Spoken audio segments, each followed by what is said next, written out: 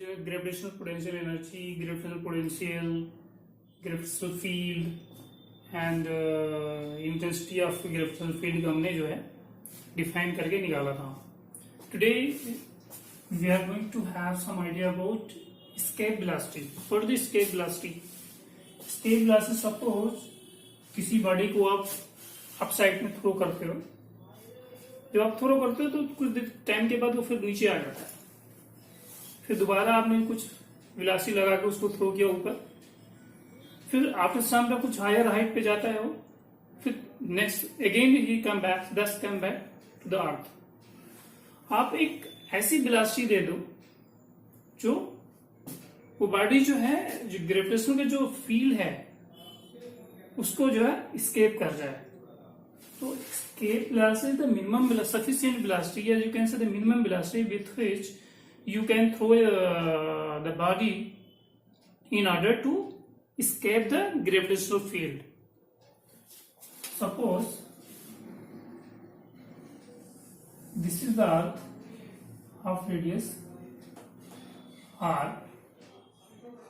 कोई ऑब्जेक्ट है, बॉडी है at the quick point from centre of the अर्थ से जो एक डिस्टेंस पे है, तो इस पे जो है ग्रेविटेशनल फोर्स कितना लगेगा, क्या लगेगा, F is equal to GMM upon x square.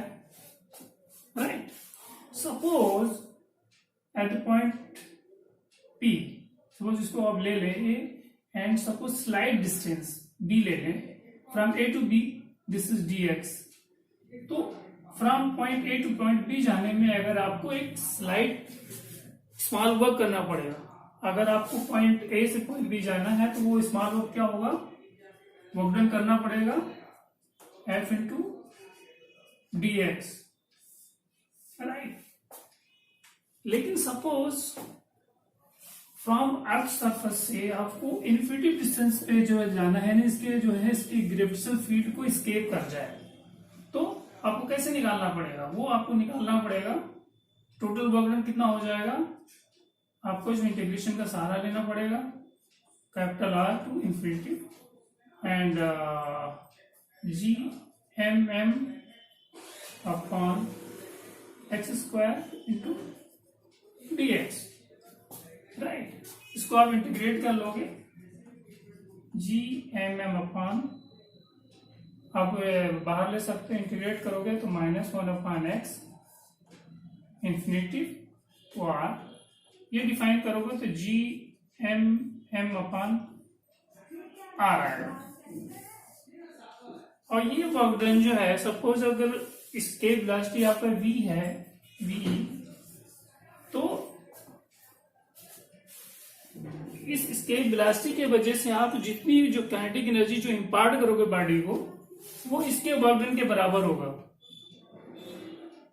मतलब इतनी उसकी काइनेटिक एनर्जी दे दी जाए कि वो जो वर्क डन होगा इसके इक्वल हो जाएगा, तभी वो जो है उसके ग्रेविटेशनल फील्ड से जो है बाहर जाएगा. उतनी मतलब जिसे कहते हैं इतना वर्क डन आपको करना पड़ेगा. तो half mv square equal to GMM upon r. ये आप हो जाएगा आपका. अगर suppose v is escape velocity ये है, तो आपको इतना वर्क डन करना पड़ेगा. अगर आपको जो है इतना जो उसको बॉडी को काइनेटिक एनर्जी इंपार्ट कर दें, मिनिमम काइनेटिक एनर्जी इंपार्ट कर दें, ताकि वो वर्क डन जो है इसके इक्वल हो जाए. तो हमने क्या किया था, एक काइनेटिक एनर्जी ये है और इस यही वर्क डन हो जाएगा, ये इक्वल हो जाएगा. तो इक्वेट करेंगे तो ये निकल के आएगा v is equal to 2gm upon r. और चूंकि हमारा एक रिलेशन होता है small g equal to GM upon r square, ये इक्वेशन है, पुट कर देंगे तो v is equal to 2gr आ जाएगा. तो ये दो रिलेशन हमारे पास आते हैं, एक ये एक ये, एज पर यू नीड, जैसा आप निकालेंगे वैसा हो जाएगा. और आप जानते हैं कि जो हमने अर्थ को जो है स्फीयर माना है, जिसका जो है रेडियस r है और यूनिफॉर्म डेंसिटी भी माना है, तो मास ऑफ द अर्थ क्या हो जाएगा, 4/3 πr³ रो हो जाएगा. इसको अगर यहाँ पुट कर देते हैं m की जगह पे, तो इसके वेलोसिटी का रिलेशन एक और निकल के आएगा 8 pi rho g capital G R square upon 3। तो दीज आर 3 रिलेशंस जिससे आप जो है इसके वेलोसिटी निकाल सकते हो। तो इसकी velocity just nothing is this is minimum sufficient velocity with which you can throw a body in order to escape the gravitational field of the earth. ठीक है, तो ये 3 रिलेशन आपके माइंड में होने चाहिए, 1, 2 and 3। But how you calculate the slave velocity of a body, थोड़ा ये भी आइडिया होना चाहिए कि फॉर्मूला कैसे जनरेट किया है। हमने कुछ नहीं किया, कोई जो बॉडी जिसका मास m है, जो सेंटर ऑफ द अर्थ से एक डिस्टेंस पे है, एक स्लाइड डिस्टेंस को उसको suppose from point A to point B अगर जाते हैं तो हमें एक स्मॉल वर्क करना पड़ेगा, वो हमने डिफाइन कर लिया। लेकिन अगर सपोज एज सरफेस से इन्फिनिटी डिस्टेंस पे जाते हैं तो टोटल जो है ना कि आपको वर्क डन निकालना पड़ेगा, जो इंटीग्रेशन का सहारा लेकर करेंगे ये निकल के आ जाएगा this one G capital G M M upon R. ठीक है, तो उम्मीद करते हैं इसके बाद क्वेश्चन करेंगे, देखते हैं कैसे क्वेश्चन पे आएंगे। अभी तो हम थ्योरी पार्ट ले रहे हैं, डिफिनेशंस ले रहे हैं सिंपली, इसके बाद ऑर्बिटल वेलोसिटी आती है उसके भी डिफाइन करेंगे, फिर फर्दर हम जो है क्वेश्चन करेंगे। अभी हमने जो है इसके वेलोसिटी के बारे में जानकारी दी थी और उसके बारे में कुछ एक्सप्रेशन निकाला था। नाउ हमें जो है ऑर्बिटल वेलोसिटी के बारे में कुछ डिफाइन करना है, एक्सप्रेशन निकालने हैं। तो before going to explain the orbital velocity we should have idea about satellite. First thing, satellite क्या होता है?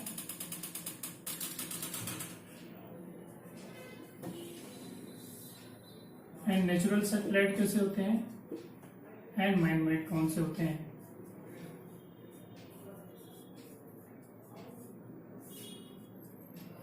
Satellite is the body whose revolves by own around a bigger body। किसी बिगर बॉडी के अराउंड जो वो रिवॉल्व करता है उसको सैटेलाइट बोलते हैं, राइट। और नेचुरल सैटेलाइट में क्या होता है, हमारा जैसे मून है वो अर्थ के अराउंड जो है रिवॉल्व करता है, हमारा अर्थ जो है सन के अराउंड जो है रिवॉल्व करता है। तो ये हमारा क्या होता है, वो नेचुरल सैटेलाइट्स होते हैं। मैनमेड जो सैटेलाइट्स होते हैं, लाइक स्पुतनिक जो रशिया ने फर्स्ट बनाया था वो दैट पे मैनमेड सैटेलाइट होता है। तो सैटेलाइट को किसी ऑर्बिट में स्थापित करने के लिए जो ऑर्बिटल वेलोसिटी की जरूरत होती है, मतलब किसी भी सैटेलाइट को किसी ऑर्बिट में करना है, मतलब स्टेब्लिश करना है, तो we should have 2 velocities. First thing क्या होना चाहिए, और उसको इतनी इसके वेलोसिटी दे दी जाए कि जो मैक्सिमम हाइट पे चले जाए, जो ग्रेविटेशनल पुल से बियॉन्ड हो जाए। दूसरी, जब वो एक हाइट ले ले अगर वो सैटेलाइट, उसको फिर उसके बाद उसको एक हॉरिजॉन्टल वेलोसिटी देते हैं सो दैट वो ऑर्बिट में जो है सर्कुलर मोशन कर सके।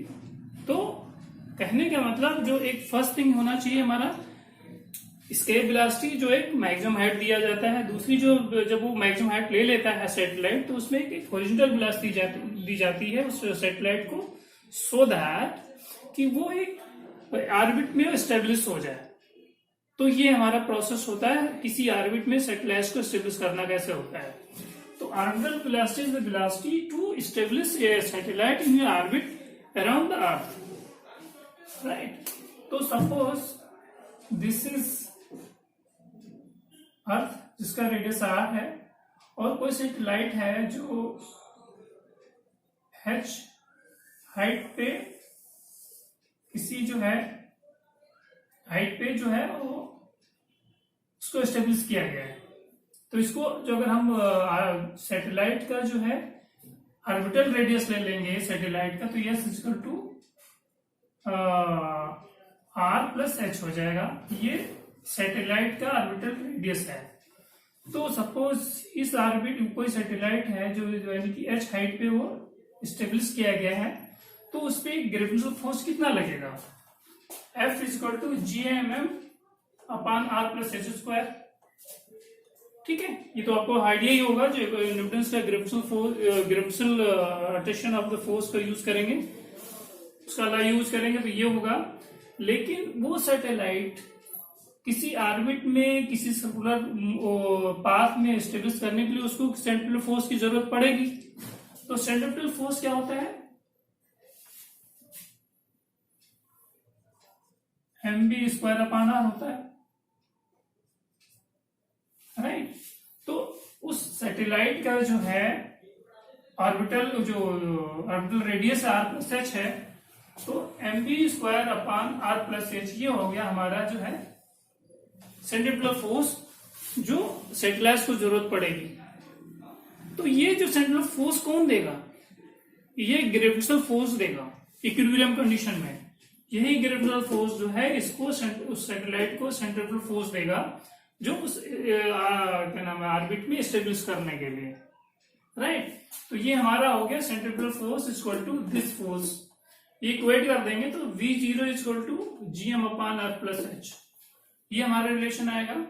और gm इक्वल टू अगर हम gr² लिख दें तो ये हमारा रिलेशन निकल गया V0 टू r√g/r+h। मतलब सिंपलेस्ट फॉर्म है, कैसे हम निकालते हैं, ठीक है। फर्स्ट थिंग क्या होना चाहिए, h हाइट पे उसको सैटेलाइट को एस्टेब्लिश किया गया है किसी ऑर्बिट पे, तो वहां ड्यू टू अर्थ जो है जो ग्रेविटेशनल फोर्स कितना लेगा वो निकाल लेंगे, ये हो जाएगा। और उस सैटेलाइट को जो है सेंट्रिपेटल फोर्स की जरूरत पड़ेगी जो ग्रेविटेशनल फोर्स दे देगा इक्विलिब्रियम कंडीशन में। तो ये दोनों इक्वेट कर देंगे तो हमारे रिलेशन उसको यूज करेंगे, यहाँ पुट कर देंगे तो ये आ जाएगा V0 इक्वल r√g/r+h। तो ये हमारा जो रिलेशन आ गया ऑर्बिटल वेलोसिटी और g और रेडियस ऑफ अर्थ, रेडियस हो गया हमारा ये दिस वन r+h, राइट। अगर मान लो वो सैटेलाइट यानी कि काफी क्लोज यानी कि रखते हैं तो क्या हो जाएगा, h0 हो जाएगा। तो h0 हो जाएगा तो हमारा कैसे लिख सकते हैं, V0 equal to r g plus r, इसको लिख सकते हैं √gr। V0 equal to √gr। तो ये ऑर्बिटल वेलोसिटी का रिलेशन ये निकल के आ गया, ठीक है। तो अब फर्दर हम जो है नीचे ऑर्बिटल वेलोसिटी रिलेशन निकल के हमारा आ गया, अब फर्दर हम क्वेश्चन बनाने की कोशिश करेंगे। अभी थोड़ा टाइम पीरियड वगैरह भी निकाल लेते हैं, टाइम पीरियड कैसे निकालते हैं वो भी दिखा देंगे कैसे निकालते हैं, फिर फर्दर हम जो है क्वेश्चन को सॉल्व करेंगे नेक्स्ट वीडियो में। नाउ अभी तक हमने क्या नाम है ऑर्बिटल वेलोसिटी निकाल ली और एस्केप वेलोसिटी निकाल ली। अब हमें टाइम पीरियड ऑफ सैटेलाइट निकालनी है। तो सैटेलाइट जो है अर्थ का एक जो है राउंड जितने टाइम में लगाता है उसको टाइम पीरियड बोलते हैं, राइट। तो जो सैटेलाइट जो है जिस सर्कुलर पाथ में सर्कुलर ऑर्बिट में वो जो है राउंड कर रहा होता है तो उसका सर्कमफेरेंस सपोज 2πr है, उसकी ऑर्बिटल वेलोसिटी V0 है, तो टाइम पीरियड इक्वल टू जो सर्कमफेरेंस हो गया divided by orbital velocity, right. और ऑर्बिटल वेलोसिटी आप निकाल चुके हो, ऑर्बिटल वेलोसिटी की यहाँ वैल्यू पुट कर दोगे तो ये चूंकि ऑर्बिटल वेलोसिटी जो वैल्यू कितनी है gm/r+h, ये यहाँ पुट कर दोगे तो हमारा जो टाइम पीरियड आ जाएगा 2πr+h/gm, राइट। सिंपली सैटेलाइट जो है अर्थ का एक राउंड जितनी टाइम में लगाता है उसको टाइम पीरियड बोलते हैं, राइट। तो जिस सर्कुलर ऑर्बिट में जो है सैटेलाइट राउंड कर रहा होता है उसका सर्कमफेरेंस 2πr+h हो गया। r+h इक्वल टू क्या होता है, वो सैटेलाइट का जो है ऑर्बिटल रेडियस होता है। तो सर्कमफेरेंस ये हो गया, उसको ऑर्बिटल वेलोसिटी डिवाइड कर दो टाइम पीरियड आ जाएगा, राइट। और चूंकि आप ऑर्बिटल वेलोसिटी आप निकाल चुके हो वो यहाँ पुट कर दोगे तो आपका रिलेशन ये आ जाएगा 2πr+h3/gm।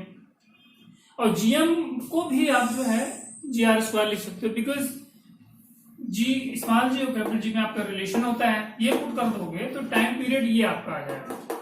और भी आपने जो अगर सपोज मास ऑफ द अर्थ को पुट कर दोगे तो ये रिलेशन आपका ये आ सकता है T इक्वल टू 2πr+h। चूंकि आपने अगर उसको डेंसिटी ऑफ अर्थ का यूज कर रहे हो और मास ऑफ द अर्थ का यूज कर रहे हो तो इसमें जो है जैसे पुट करोगे मास ऑफ अर्थ को तो आपका रिलेशन ये बन के आ जाएगा, T is equal to 3 pi r plus h cube upon 0 r square, right. लेकिन सपोज वो जो है सैटेलाइट है वो अर्थ के काफी क्लोज वो जो है सर्कुलर ऑर्बिट में राउंड कर रहा होता है, तो अब h को जो है निलिफाई कर सकते हो, तो 2 टाइम पीरियड हमारा हो जाएगा 2 पाई r अपॉन g। अगर हम रेडियस अर्थ पुट कर दें और g पुट कर देंगे तो टाइम पीरियड आपका जो आ जाएगा 84.6 मिनट।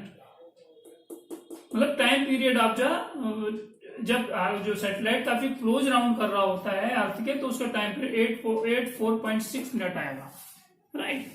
अगर हम सैटेलाइट का जो है एंगुलर मोमेंटम निकालना चाहते हैं तो क्या होता है, एंगुलर मोमेंटम रिलेशन हमारा क्या होता है, mv0r। This is mv0 angular momentum हमारा रिलेशन ऑलरेडी हम पढ़ चुके हैं। यहां जो ऑर्बिटल वेलोसिटी का रिलेशन है, ऑर्बिटल वेलोसिटी यहां पुट कर दोगे तो हमारा gm m स्क्वायर r आ जाएगा। तो ये हमारा जो है सिंपली एक कैलकुलेशन है जो निकल के आ जाए एंगुलर मोमेंटम ऑफ सैटेलाइट। तो कहने का मतलब ये है ऑर्बिटल वेलोसिटी या स्केलर वेलोसिटी में कैलकुलेशन काफी अच्छे होते हैं और अच्छे क्वेश्चन बन के निकल के आते हैं। हमने थोड़ा आइडिया ये दे दिया है कैसे ऑर्बिटल वेलोसिटी निकालते हैं, स्केलर वेलोसिटी कैसे निकालते हैं, और सैटेलाइट को एस्टेब्लिश करने के लिए कितनी वेलोसिटी की जरूरत होती है। तो डेफिनेटली आपको 2 वेलोसिटी की जरूरत होती है। फर्स्ट थिंग स्केलर वेलोसिटी, जो एक उसको सफिशिएंट हाइट पे उसको एस्टेब्लिश करना होता है। फिर जब वो सफिशिएंट हाइट पे जब सैटेलाइट पहुंच जाएगा तो एक उसको हॉरिजॉन्टल वेलोसिटी दी जाती है सो दैट वो ऑर्बिटल जो सर्कुलर ऑर्बिट में एस्टेब्लिश हो जाए। तो हमने जो है ऑर्बिटल वेलोसिटी का रिलेशन निकाल लिया। जब ऑर्बिटल वेलोसिटी रिलेशन निकाल लिया तो हमने क्या किया, अब टाइम पीरियड ऑफ जो है सैटेलाइट निकालना है। तो जिस ऑर्बिट में, जिस सर्कुलर ऑर्बिट में जो सैटेलाइट जो है राउंड कर रहा होता है उसका सर्कमफेरेंस हमारा 2 पाई r प्लस h होता है। तो उसको ऑर्बिटल वेलोसिटी से डिवाइड कर दोगे तो टाइम पीरियड निकल के आ जाएगा। फिर सिंपली जो है आप पुट करते जाओ सारे रिलेशन को, तो A to Z आपके रिलेशन बनते आ जाएंगे। वैसे नंबर रख के जब उसको मेमोराइज करो तो क्वेश्चन जो है आपके फॉर्मूला माइंड में बैठ सकते हैं, लेकिन कभी कभी आपके इतने बड़े जो है वो फॉर्मूले हैं उनको कैसे स्टेब्लिश करना होता है, तो आइडिया होना चाहिए कि कैसे उसको निकालते हैं।